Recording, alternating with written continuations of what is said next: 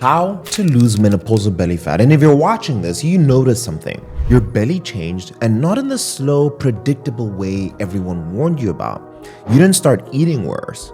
You probably even didn't stop moving. It just showed up, parked itself in place, and now it's refusing to leave. And everything that used to work doesn't work anymore. The same diet that would help you drop 5 pounds in your 30s does nothing now. So let me tell you what almost nobody's explaining online. Menopausal belly fat is not regular fat, and there's a biological reason that fat on your belly is physically locked in place in a way that the fat on your arms and your face simply isn't. So once I show you that reason, you're gonna stop blaming yourself, because this problem you have is never and will never be a willpower problem. And I've coached hundreds of women, and I coached them through this exact same process. Every one of them came to me convinced that they lost control of their own body, and every one of them got onto the other side. And today, I'm going to give you everything that I gave them. And in the next few minutes, I'm gonna give you 3 things to fix it. My name is Dr. Michael Diamonds. I'm a medical doctor. I'm the founder of Sculpt by Science, where me and my team of medical doctors specifically work with women over 40 with this exact same problem. So let's dive straight in. So what is menopausal belly fat, Dr. Mike? Most women think that it's just belly fat and it's simple. Eat less, move more, same advice. But if that were true, everyone would have fixed this by now. Now, there are 3 hormones that are actually in the driver's seat, and they're all shifting this belly at once. Number 1 is estrogen. It doesn't just run your menstrual cycle, it also controls where you store fat. Now, through your 30s, it keeps fat on your hips and your thighs. It gives you that shape, but estrogen declines after 40. It reroutes that fat storage to your belly. Number 2, cortisol, stress hormone. Estrogen used to be its shock absorber. Now with estrogen stepping back, that same stress that you would handle just fine at 35 drives fat to your belly harder than ever. And insulin, the hormone that's supposed to turn your food into fuel, gets less effective as estrogen drops. So more of what you eat gets stored instead of burned. Same meal you ate at 35, but completely different results. And that's the setup. But none of it explains the thing that actually drives women crazy. Why you can lose fat off of your face, your arms, your legs, but the belly stays stuck. Here's the reason, and it's something no one's telling you. Your fat cells have 2 types of receptors, and I want you to think of these receptors as doors. You have a beta receptor, one that opens the door and releases fat. You have alpha receptors, and these lock the doors. They cling to fat and they barely let go. And after 40, as estrogen declines, that fat in your belly becomes dominated by the locked doors, those alpha receptors, and that's it. That's why the belly is the last to go while everything else shrinks. It's not in your head. It's not a discipline problem. Your belly is quite literally the most locked part of your body, and every plan that ignores this is fighting the wrong battle. So I'm going to be honest with you. I've not seen a single doctor or a single channel explain the locked part. Nobody's telling women this. If that just made something click, hit the gentle thumbs up, and I'll make more of these kind of videos. So stay with me, because the next thing I'll show you is why the 2 things that most women do to fix this are making things worse. So I already hear some of you, Dr. Mike, this is great, but I am out of the door at 5 a.m. I have a family depending on me or a team, and you want me to take time to optimize my hormones? When? And I hear you. And let me push back a little bit. Most menopause advice is written for women with an empty calendar and a day that you have time to spend. That's not you. The plan that works for you has to survive in real time, in real life. And the earlier starts, the travel, the stress, all of it. And everything I'm about to show you is actually built for a life that's already full and not someone who's trying to take on a second job. And honestly, this is the exact reason why women stop trying to crack this whole thing alone and have someone to build it around that specific situation. So I'll come back to that in the end of this video. But for now, let's clear out the mistakes. The 2 mistakes that you're making right now that's making it worse. And once you understand the locked doors and these 3 hormones, it becomes obvious why the standard playbook is failing. The 2 mistakes particularly, and almost every woman watching has done at least one of them. The first one, cutting calories too hard. This feels logical. Less food, less fat. But if you're slashing your calories aggressively and your body reads it, but if you're slashing your calories aggressively, 2,000 calories, 1,800, 1,500, 1,200, 1,000, your body reads this as a threat, pumps out cortisol as a response. More cortisol means more belly fat storage. It also breaks down muscle, and it breaks down muscle because it needs energy. And if you're losing muscle, your metabolism drops with it. You've made the hormonal problem worse while feeling like you're doing the right thing. You're sweating, you're feeling good, the endorphins are pumping. This is one thing that gets me because the women doing it are the one trying the hardest. The second thing I see, the mistake I see women do, long, steady cardio, 45 minutes to an hour at a moderate grind will push up your cortisol. At 35, estrogen buffered that spike. At 40, it doesn't. So the same session that was perfect a decade ago is now feeding that exact hormonal environment that's storing the fat. This is exactly why so many women train harder than they ever have and then see less results than they ever have at the exact same time. Hear that twice. If you're currently doing an hour on the treadmill trying to fix this, and then there's 2 more to get an honorable mention: cutting carbs without fixing the insulin resistance underneath, and generic diet plans built for generic bodies. Both ignore all of the 3 hormones and both stall within weeks. But the calorie cutting and the cardio and the ones doing the real damage, those are the ones to stop first. So tell me in the comments which one you've been doing. Be honest. I want to see what women watching this have actually been going through. So stay with me because what comes next is the part that actually moves the needle. And before I continue as well, ladies, I want to build something, a community just for you guys where it's strictly women focused. Let me know what it is that you would like. Would you like to talk to my doctors weekly? Would you like a place that you can ask a question, see if other ladies are dealing with a problem, and also get response from doctors? Let me know what you guys would like and I'll build this for you. Now, let's go back to what actually works. Not 5 random tips, 3 things. Each one is directly aimed at the 3 hormones I was talking about. The first thing I want you to do daily is walking, and to protect your recovery. Again, not running, not intense cardio. I want you to walk. And there's a specific reason why this works better than running and why hard exercise is backfiring. Walking is gentle enough that it doesn't spike cortisol. It actually lowers it over time, especially if you're doing it outdoor with daylight.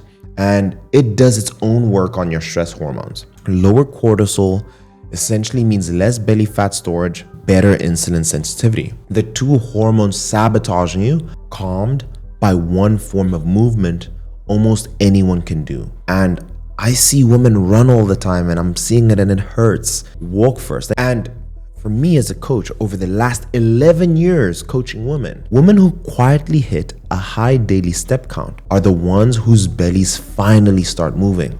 So build towards 10,000 steps and I want you to work your way up to 15,000 steps. And I'm not saying do that overnight. I'm not saying jump to 15K today. Start at 10. Every 2 weeks, increase it by 1,000. And don't try and be a hero on day 1. Build up gradually over a few weeks.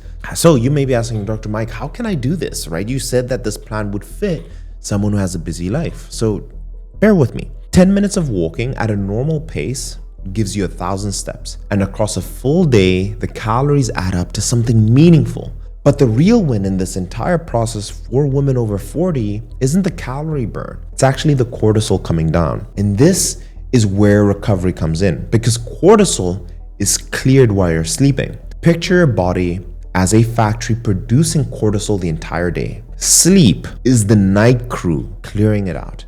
So give them only 5 to 6 hours and they never get to finish the job. And then cortisol is quietly stacking up overnight, night after night. And you keep storing belly fat no matter how clean your days are. 7 to 8 hours consistently and sleeping that amount of time. No screens 1 hour before bed. No caffeine after midday. Pair that with a few minutes of slow breathing, out breath longer than your in breath, and you will be pulling down the cortisol lever from both ends. So if you are already walking every day, Let me know your step count and how long you've been at it. And I read every single comment and I want to see who's already winning, but I also want to give advice to those who aren't winning. So let me know, hey, Dr. Mike, I'm hitting my step count, but I'm still not seeing results. But also let me know why you think you're not hitting that result. I'll ask you additional questions in the comments. The second thing, resistance training. I need you to resistance train a minimum of 3 times a week, ladies. This is the single most powerful thing you can do for insulin resistance over 40. Remember,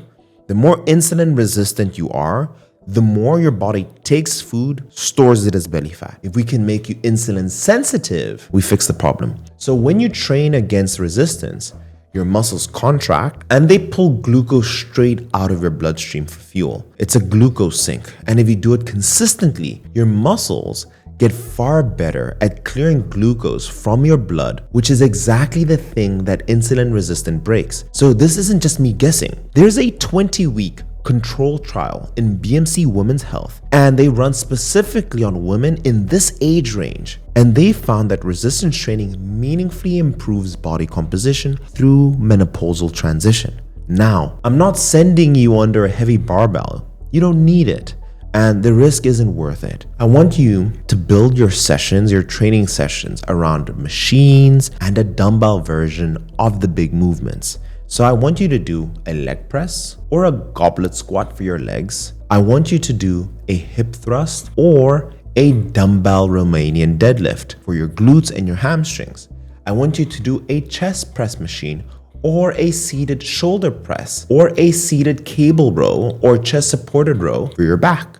These hit multiple muscle groups at once, give you the strongest insulin response per session, and keep your lower back and joints safe. 2 to 3 sessions a week, adding a little weight or a rep or 2 over time so that your body always has a reason to adapt. The third is eating more protein. Protein is your insulin stabilizer and it's your insurance policy for muscle all in one. It keeps your insulin steady after meals instead of spiking it.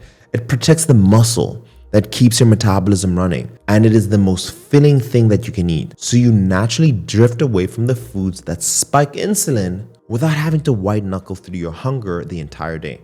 Now, the government recommended daily allowance is the survival minimum. It was never built to change your body composition. For that, I want you to eat a minimum of 1 gram to 1.3 grams of protein per pound of body weight per day. If you're a person who has an appetite, I recommend 1.3 grams of protein. Now, if you're scared of eating that amount of protein, I would go 1.2, but one caveat, and I mean this is for healthy women. If you have kidney or liver conditions, speak to your doctor first and don't take that number as a blanket prescription. Build every meal around protein first, ladies. I want you to eat your chicken first, right? In that order, your salmon, your eggs, your Greek yogurt, your cottage cheese, and tuna. And eat that protein before you start going for the carbs in that same meal. And that one habit changes how your body handles everything else on the rest of your plate. And one more thing. The number one question that I get in these videos is, what does a workout actually look like? And I'm sharing it on a screen right now for all of you guys who stayed to watch the video at the very end. Here is a workout that you can screenshot, a 3-day plan built for women dealing with menopause. Even in here, I have specialized information. I want you to take 2 minutes break, not the 60 seconds, 2 minutes break between every set. This is important for menopausal women. All I ask in return is share the video with another lady who needs this help, who you know is dealing with the same problem. And also, let me know if you want me to film a full session, a follow-along session built for women over 40. And I'll film a workout. I've never done that, showing you the exact machines, the exact order, how you should be feeling. And let me know in the comments down below, and I'll gladly do it for you, ladies. So there are the 3 levers: walk and recovery to bring down cortisol, train to fix your insulin resistance, and eat enough protein to protect your metabolism. So the science here is solid on all 3. And I promised you one mistake I see consistently, and it's a step beyond the two we've covered. Women who struggle the most are never the ones who lack effort. They're the ones doing the right things, but in the wrong amounts, at the wrong times, in the wrong order for their specific body. Too much walking, not enough lifting. Cutting calories so hard that the protein and the training cannot do their job. The right exercise performed in a way that spikes cortisol instead of lowering it. None of these are obvious. They only become clear when you have someone else objectively with a third eye looking at your specific hormones, your blood work, and your real life all at once. And remember, ladies, this is a hormonal shift. It's not a flaw in you. It's not a discipline problem. It's changed the rules of how your body stores and releases fat, and now you actually understand those rules. That alone puts you ahead of where almost every woman starts. So a quick word for one specific lady watching this. If you're a high performer, you're 35 years old or older, and you've already tried the diets, you've tried the fasting, the apps, the F45s, the rigorous training, but the weight keeps coming back. You talk to doctors and none of them understand you. They almost look at you like you're crazy and they think you're the problem. Here's what I need you to understand. It is not you. It's not that you're just getting older. Past 35, your hormones shift, your estrogen starts dropping, and your body stops responding to everything that used to work, and it doesn't reverse on its own. And every month you wait, the more stubborn it becomes. But this is fixable. Look at my client Sandra. Came to us at 207 pounds, got all the way down to 156, lost her body weight, and she became toned. She didn't just find a better diet. She stopped guessing and started working with her biology instead of against it. That's what we do at Sculpt Her. That's our women's division. Week 1, we run 100 biomarkers. We build a plan around your blood, your biology, and your life, not a template or a trend. You meet with me and my team of doctors weekly. You get daily support from us over text. And I plan a minimalist protocol that gives you maximum results that actually fits into your life. This is concierge. It's a doctor-led experience with coaches who genuinely care, who listen, and who help you understand what's happening to your body so that you can take control. And I'm going to be honest with you, this is premium. It is a high-touch program and our clients invest accordingly, but here's our promise. Follow the protocol. And if you don't drop a minimum of 15 pounds of that hormonal fat, you will keep working with us until you do. And that's not a marketing claim. That's me standing behind my brand. So here's exactly what I want you to do. You can scan the QR code on the screen or tap on the first link in the description, or it's in the pinned comments. Either one takes you to the same place. You'll answer a few questions so we can see if we're the right fit. And if we are, you'll pick a time on the calendar for a one-on-one intake call. We cap women's intakes every week because our doctors build for every single plan from scratch, and this takes real time. So when our spots are full, they are full. So if that's you, scan the code or tap the link below before another month slips by. And right after this, watch this video on the screen. It's everything we covered turned into the exact foods that balance these 3 hormones on a day-to-day basis. That's the natural next step, I think, for you. And I'll see you in the next one. Keep putting one foot in front of the other, especially when you don't feel like it.